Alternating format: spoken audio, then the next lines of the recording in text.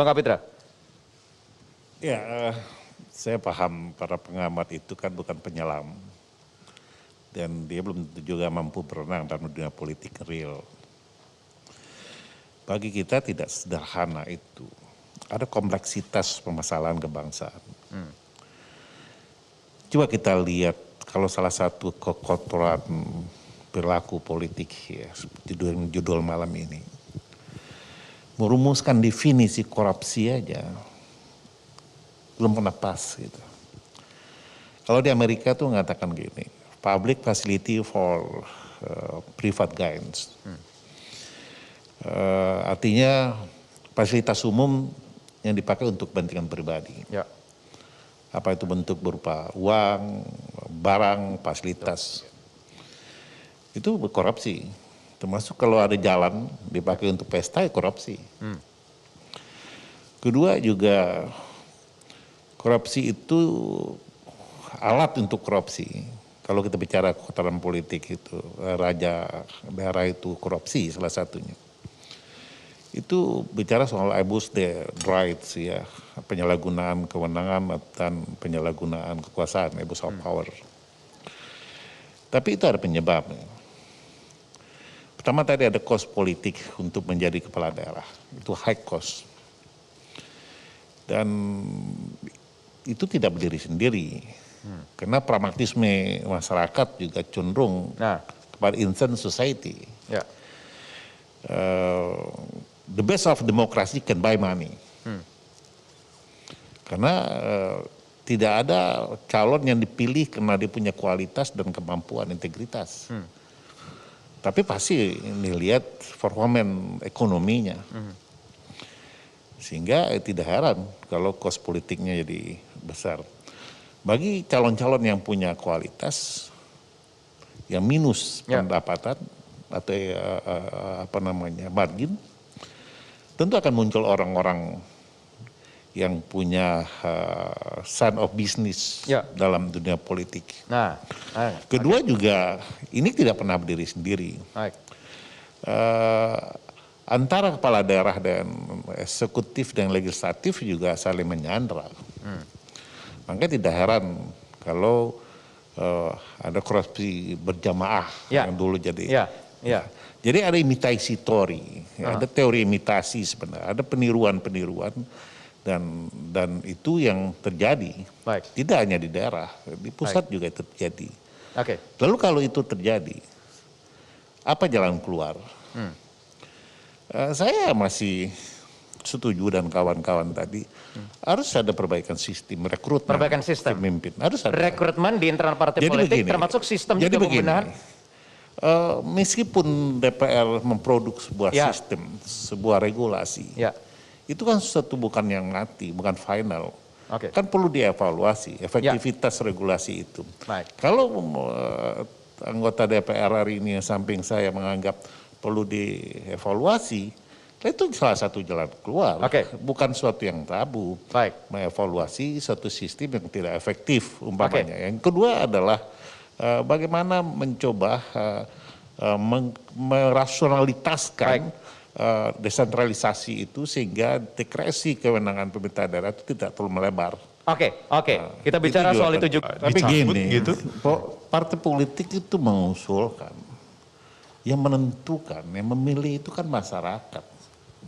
Kalau dalam pengamatan, ya asal mereka tidak melanggar regulasi tentang persyaratannya, tentang pencalonannya. Ada kan sistem lain. Siapa bilang itu kan bukan calon satu-satunya. Ini kan ada seleksi masyarakat. Betul, tapi kan saringan awalnya. Nah kalau dia memburuk di tengah masyarakat, katakanlah ini bekas korupsi. Kalau dia buruk di tengah masyarakat pasti nggak pilih. Tapi kan ini persepsi seperti ini kan bisa saja persepsi subjektif.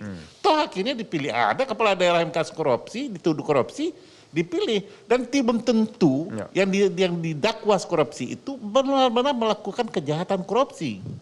Saya lihat ya, dulu banyak kepala daerah suap pemadam kebakaran. Itu nggak ngerti apa-apa karena perintah pimpinannya, mendagrinya waktu itu. Banyak gubernur yang masuk tuh.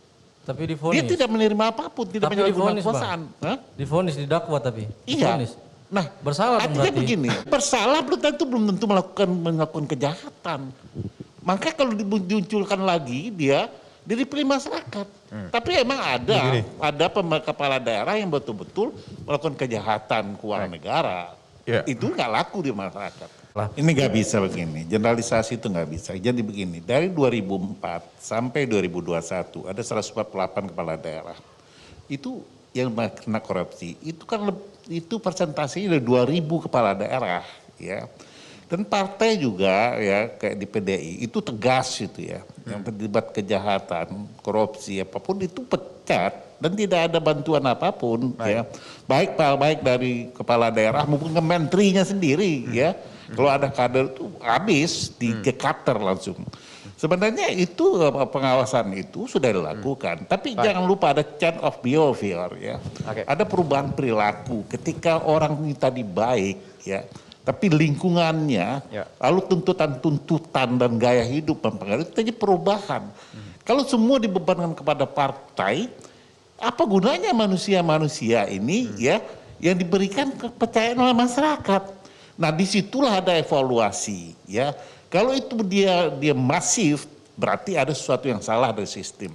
Tapi kalau itu tidak masif, hanya sebagai beberapa kasus, kita tidak bisa menyeralisasi. Baik. Nah, kedua, saya ingin katakan, kos politik itu juga dikembalikan sebagian juga kepada masyarakat. Ada juga yang kembali kepada atribut-atribut kegiatan politik.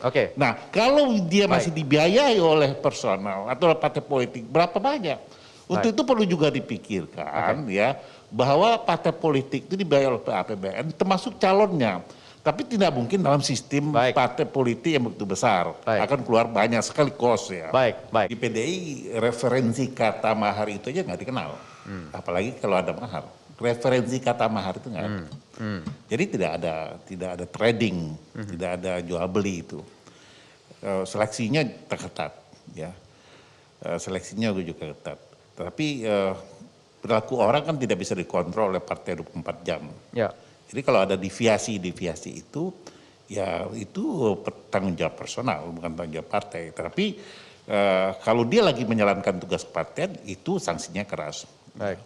Yang kedua, saya ingin katakan, dunia politik itu kan belum lagi menjadi instrumen untuk prosperity. Kita kan masih mencoba membuka keran pertama, hegemoni sentralistik itu menjadi desentralisasi, itu kan kita masih mencari model. Dalam proses-proses berbangsa, apalagi kita harus real melihat kondisi itu, pasti ada penyimpangan-penyimpangan itu. Tapi jangan menyeralisasi. Dan kita harus perbaiki sesuatu itu betul.